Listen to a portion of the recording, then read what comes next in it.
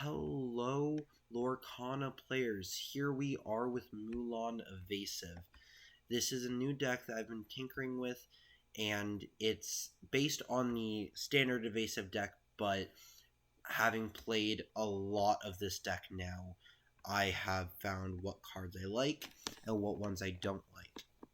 And then I found ones that people don't actually use. So we're going to talk about all of them, starting actually not with the namesake card of the deck. The first thing you have to understand about the deck is how Evasive works.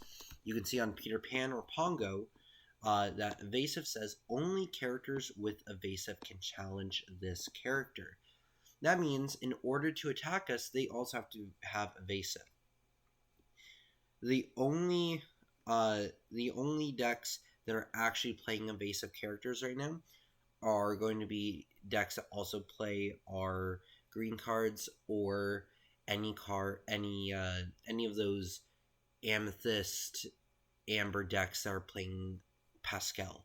So there really are not that many Evasive decks out there. There are not that many Evasive characters out there. So quite often you can be free questing every turn for 2, for 1, for more. We'll talk about that eventually. So you've got a very protected quest squad for a very streamlined aggro deck. We have Peter Pan as our 3-drop, Pongo as our 4-drop. Then if you go down here, you will see that we also have Tinkerbell as a 4-drop, and Tinkerbell is actually slightly better than Peter Pan because Tinkerbell can make someone else on our team evasive, for example, Maui, in case we need to get in for a big attack. Then we also have Genie on the job as our last evasive creature, last evasive character, and he is a 6-drop, the only evasive card we have that's not inkable, but he's definitely worth it. He's big, he adds 2 lore, and he has his ability Disappear. When you play this, you can bounce something back to their hand. It doesn't even have to be their hand. It can be our own card. However, we're most often going to use it as pseudo removal.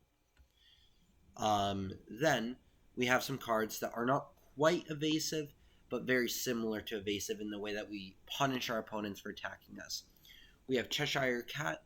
Whenever it's banished in a challenge, you banish the challenging character. That means that no matter what attacks it, it's going to kill them. Even if it's like Cusco that has Ward, it doesn't target, it's just an ability that will banish the challenging character. So it really punishes your opponent for attacking Cheshire Cat. Then you have Flynn Rider, who says, here comes the Smolder, whenever he's challenged, not even just defeated, whenever he's challenged, the challenging player chooses and discards a card. And that happens before the damage goes through, blah, blah, blah. But these cards are both our early plays. Flynn Rider adds to the same way that Cheshire Cat does. Then we have another early play, which is Jasper. This is our card that keeps Amber Amethyst at bay. Otherwise, you will have a hard time against them. Jasper and Mother Gothel both do it. Jasper says whenever he quests, opposing character can't quest during their next turn. This can sort of goad them into attacking, or it can say, okay, your Lilo or your Stitch or your actually Simba would be the best one because it's a bodyguard, and so now it has to attack in order to be able to tap or exert itself. I use somewhat magic terminology because I'm a magic player, but Jasper is a card that you can use as a very high skill ceiling, and I hope to show that in some of my games that I will release over the next period of time. I don't know how long I'll stay on this deck, but probably quite a while. Mother Gothel, while it's exerted, opposing characters can't quest. It's another quest blocking card, and it is just really good. There are only two of them though, because they're a 6-drop, and uh, it won't be useful in every game. Then we have Mad Hatter here, which is another thing that is hard to attack, because not only is it when it's challenged and banished, it's just not it. You don't worry about the banish. Every single time this character is challenged, you may draw a card. And this is the only draw spell that is in our colors as of set 1. And so we're going to be playing it, and you will see that a lot of people ink this very early on, and I try my best not to ink Mad Hatter. I try to ink some of the other cards first, and that's because it's just such a good card once it lands on board. It has high strength, high toughness, whatever it's actually called, um, and it taps for 3, it exerts for 3.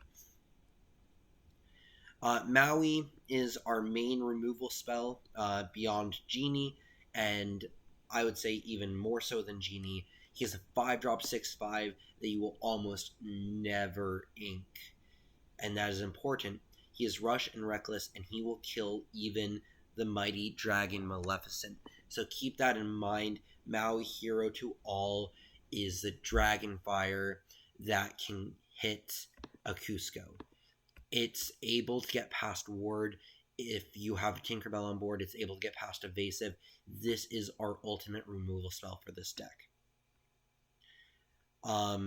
Then we have, of course, our 1-drops, Duke of Wesselton and Minnie Mouse. These are our cards that allow us to stay on curve, to be playing something every turn. And we have 8 of them because we need to hit that turn 1 play. And if we happen to play multiple, that's fine. We have motivation for playing multiple characters, that a lot of characters rather than good characters. However, you see that most of our characters are good. If you have spare characters that you don't want to get rid of, then these 1-drops later in the game are easy to ink. Things to note, Duke of Wesselton is very good if you're thinking of eventually trading into your opponent. Minnie Mouse is very good if you know that it's going to be a very low to the ground game where your opponent is playing something like Amethyst Amber or the Mirror Match or anything that's filled with very small characters. And that's because there's not a single 1-drop in the game that can kill Minnie Mouse in one go. That means Minnie Mouse will have at least 2 quests before she is done. Whereas Duke of Wesselton, you might only have 1. However, if they attack into him, he probably kills whatever attacks him. Cusco, Temperamental Emperor, is our protective card. It's kind of like pseudo-evasive, where they can't touch it, but it's in a different way. They can't target it except with challenges.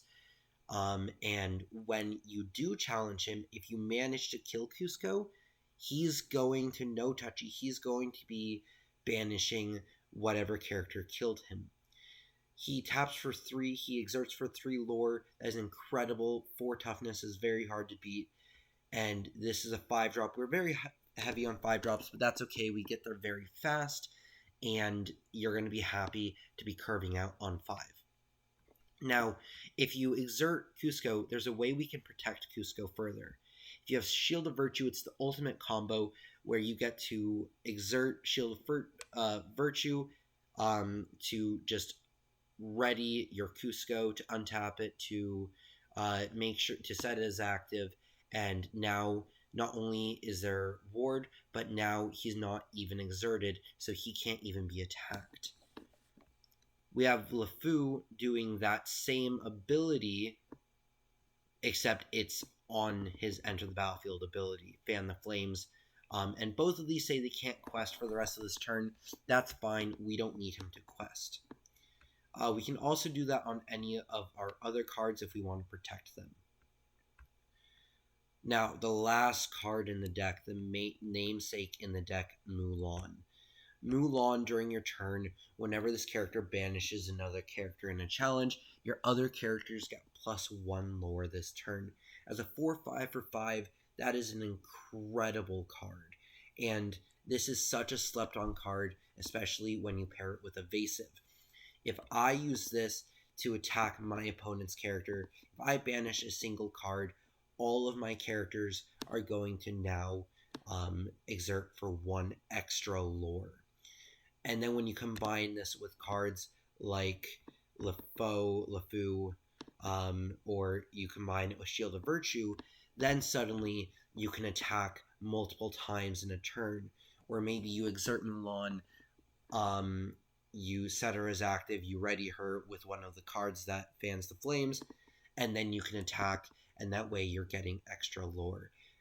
Something to note is that if you're going to be playing LeFou, or if you're going to be playing Shield of Virtue, make sure that you quest with whatever you do it on, and then attack. That's the sequencing you have to do. Mulan, excellent addition to the deck. I've tried Aladdin, I've tried Mickey Mouse. Overall, Mulan has had the greatest impact on the deck. There have been games where if the game allowed me to finish my turn, that I would have ended the game with over 30 lore because I've attacked the Mulan 3 times. So, everyone, thank you for watching this video. You can watch any of my gameplay that'll be coming out today. I have 2 videos following just a couple minutes after this video releases.